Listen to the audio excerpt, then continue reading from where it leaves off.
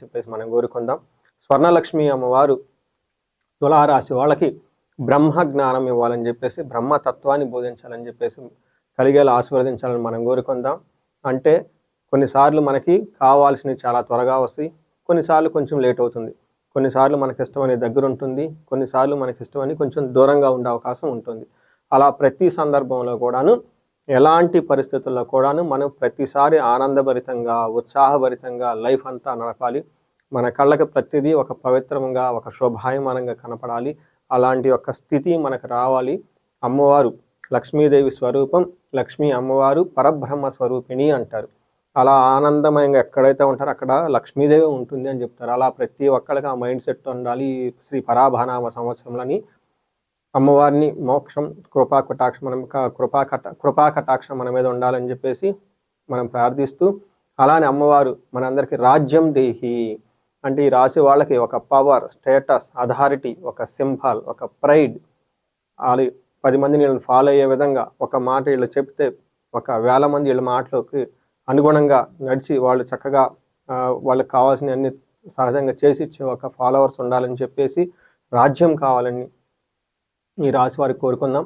అంతేకాకుండా ఈ రాశి వాళ్ళకి ధనం దేహి, ఈ రాశి వాళ్ళకి స్వర్ణలక్ష్మి కృప వల్ల విపరీతమైన ధనం ఉండాలి. వాళ్ళ ఇంట్లో ఉంటే ఇంట్లో ధనం, ఆఫీస్లో ఉంటే ఆఫీస్లో ధనం, వాళ్ళు షాపింగ్కి వెళ్తే ఆ బ్యాగుల నిండా ధనం ఉండాలి. ఇన్ కేసు వీళ్ళు పొరపాటున వాళ్ళకి శత్రువుల ఇంటికి వెళ్ళినా కానీ వాళ్ళ శత్రువుల ఇంటిని కూడా ధనమయం అయిపోవాలి.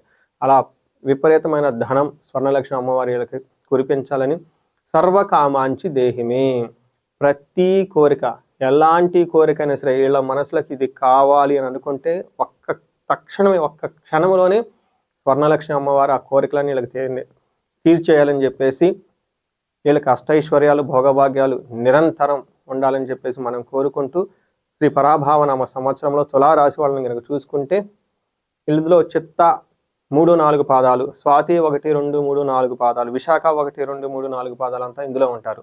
పేరు బలం ప్రకారం చూసుకుంటే రా, రీ, రూ, రే, రో, తాతి, తూ, తే అన్న అక్షరాలు కూడా అందులో ఉంటుంది. వీళ్ళకి ఆదాయం, వ్యయం, ఆజ్యపూజ్యం, అవమానం కనుక చూసుకుంటే వీళ్ళకి ఆదాయం 5, వ్యయం 14 ఉంది, రాజ్యపూజ్యం 6, అవమానం 3 ఉంది. అంటే వీళ్ళకి ఆదాయము, వ్యయము, రాజ్యపూజ్యం, అవమానం చూసుకుంటే వీళ్ళకి రాజ్యపూజ్యం చాలా చక్కగా ఉంది. అందరి నుంచి రెస్పెక్ట్, డిగ్నిటీ, గౌరవం పొందుతూ ఉంటారు. అలానే అవమానించే వాళ్ళు చాలా కొద్ది మంది ఉంటారు.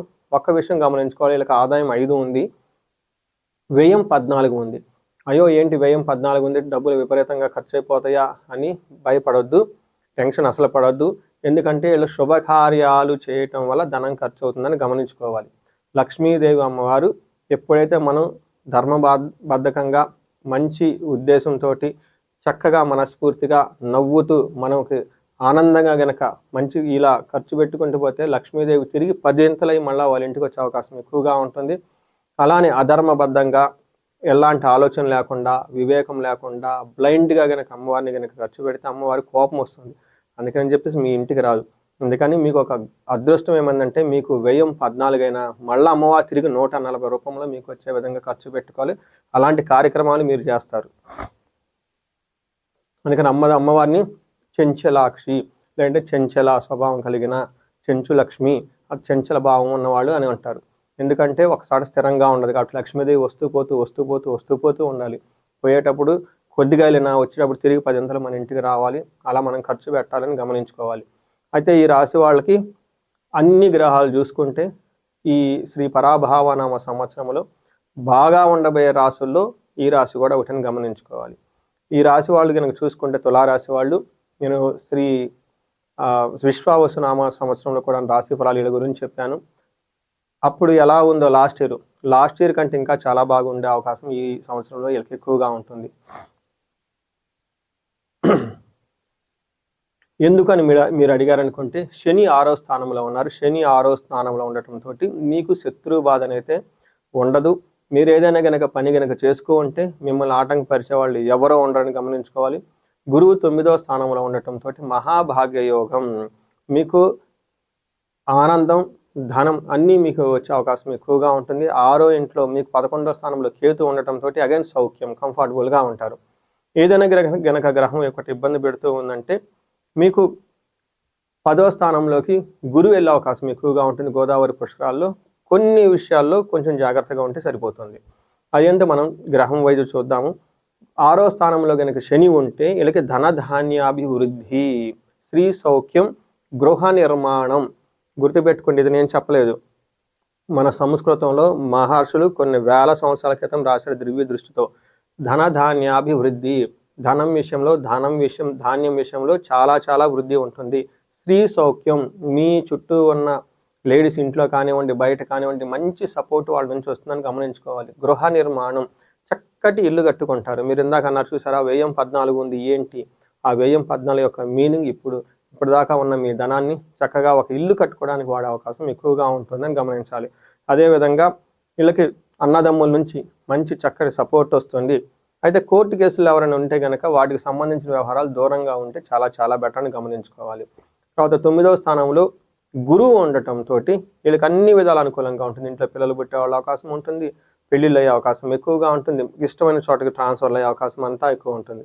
అయితే ఒక విషయం గమనించుకోవాలి, గోదావరి పుష్కరాల టైంలో గురువు మారుతూ ఉన్నారు కదా, గురువు మారిన తర్వాత గోదావరి పుష్కరాలు వస్తాయి కాబట్టి ఆ టైం తర్వాత కొన్ని విషయాలు జాగ్రత్తగా ఉండాలి. స్వజనైర్ దోషణం అంటే మీ చుట్టూ ఉన్న వాళ్ళని మిమ్మల్ని ద్వేషించే వాతావరణం ఎక్కువగా ఉంటుంది. వృధా సంచారం, అనవసరంగా అటు ఇటు తిరగాల్సి వచ్చే అవకాశం ఎక్కువగా ఉంటుంది. జాగ్రత్తగా ఉండాలి.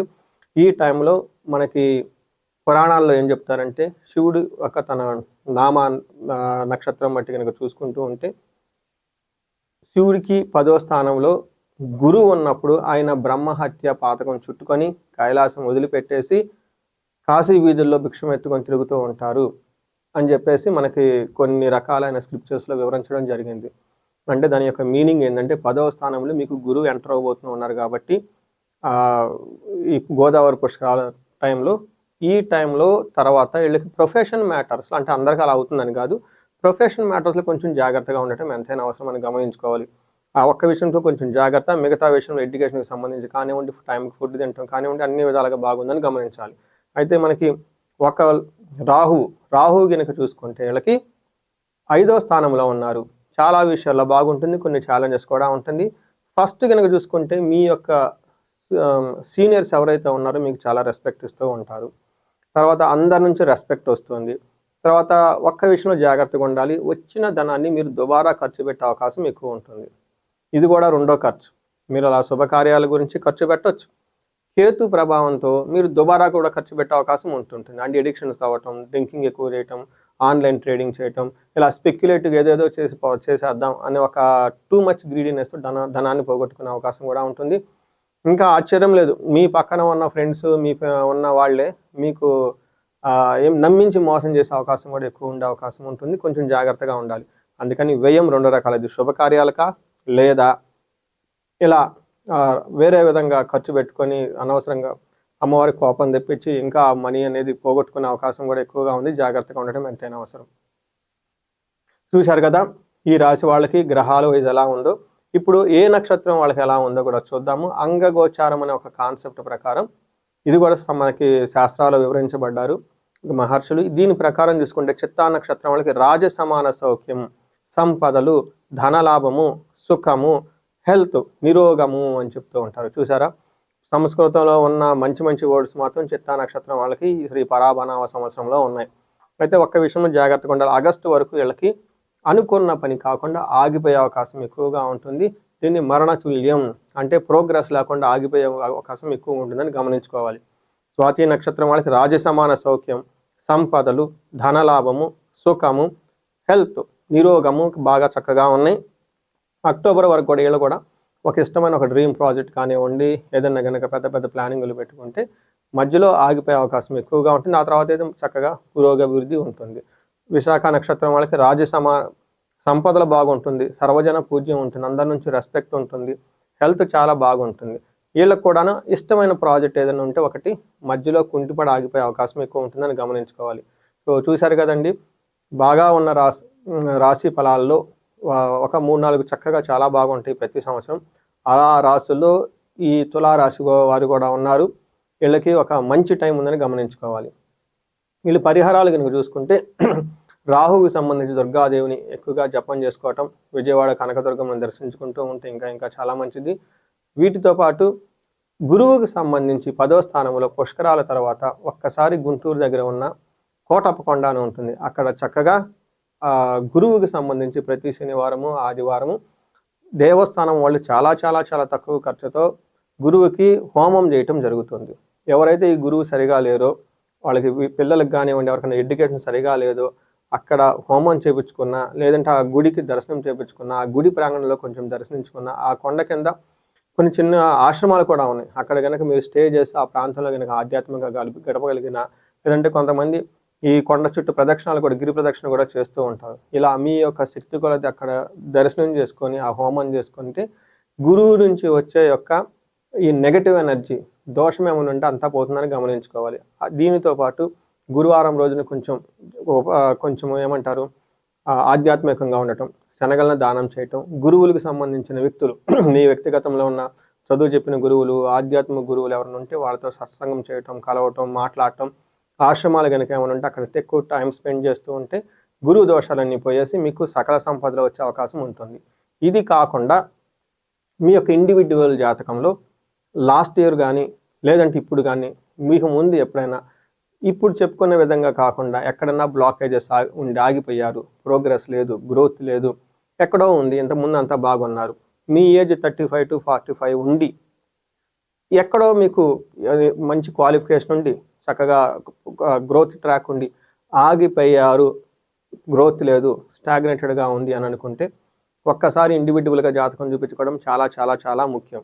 ఎందుకు అంటే ఈ వయసులో గ్రోత్ ఆగిపోయేది మీ యొక్క టాలెంట్ లేక కాదు, మీకు కొన్ని దోషాలు లేదంటే శాపాలు, బ్లాకేజెస్ ఉంటాయి దానికి. అప్పటిదాకా ఉన్న